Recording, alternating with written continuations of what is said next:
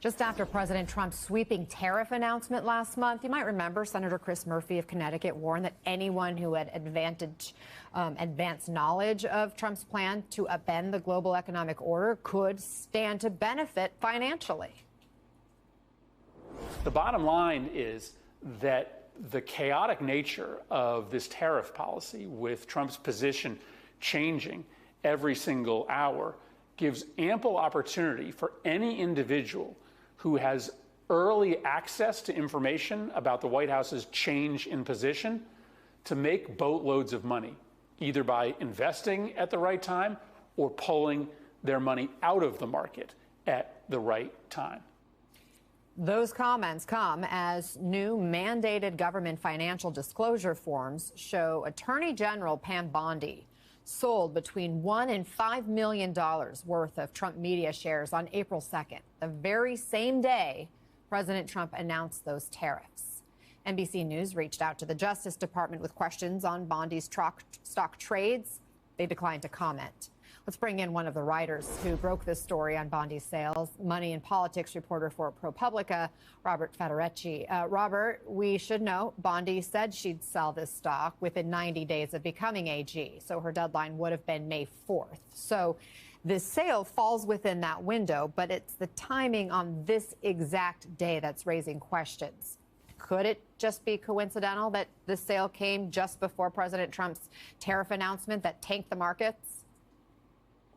It definitely could be. A lot of insider trading investigations start exactly that way. You see a trade that is perfectly timed, and you dig in deeper, and you find out that for whatever reason, it was just a coincidence, right? So one question we had was, did she have control over the timing? Did she have advanced knowledge of how severe the tariffs that were announced on Liberation Day were going to be? It's been now, something like 36 hours since we reached out to the Justice Department and to the Attorney General, and we've gotten none of those explanations. We have not heard back. Walk us through what you do know and what you don't know. So what we know is that on April 2nd, she sold between $1 and $5 million in shares of Trump Media, which is the president's social media company.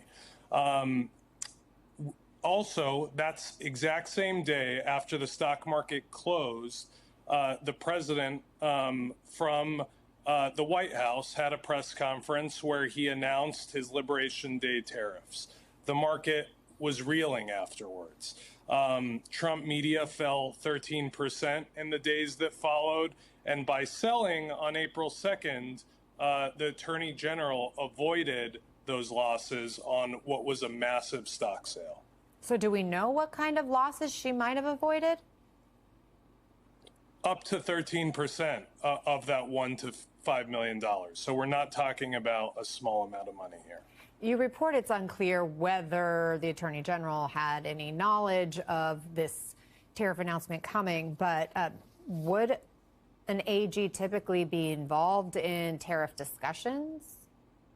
So oftentimes when one part of the executive branch is rolling out a policy, other parts of the executive branch, other agencies will be consulted. There's an interagency process.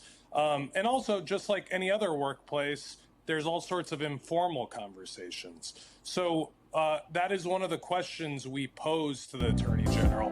Did she have any advanced knowledge of how severe these tariffs were going to be? Obviously, everyone knew the president was going to announce these tariffs on April 2nd, but the market up until that point had assumed that the tariffs were not going to be as severe as they ultimately were, which is why the market plummeted. And so the question is, what did she know? When did she know it? What were the details that she had, if she had any additional details before this announcement? Exactly. Our understanding is that this trade that she made was signed off by two people from the Office of Government Ethics. What does that office do? Are the people working there career public servants or political appointees? They're career public servants, is my understanding. We have seen government officials make trades in the past, right? So the most notable example being Richard Burr, right? The senator from North Carolina who is chairman of the Intelligence Committee. He dumped massive amounts of stock a week before the coronavirus stock market crash. And of course, as a senator on the Health Committee, he had been receiving briefings about the coming coronavirus crisis.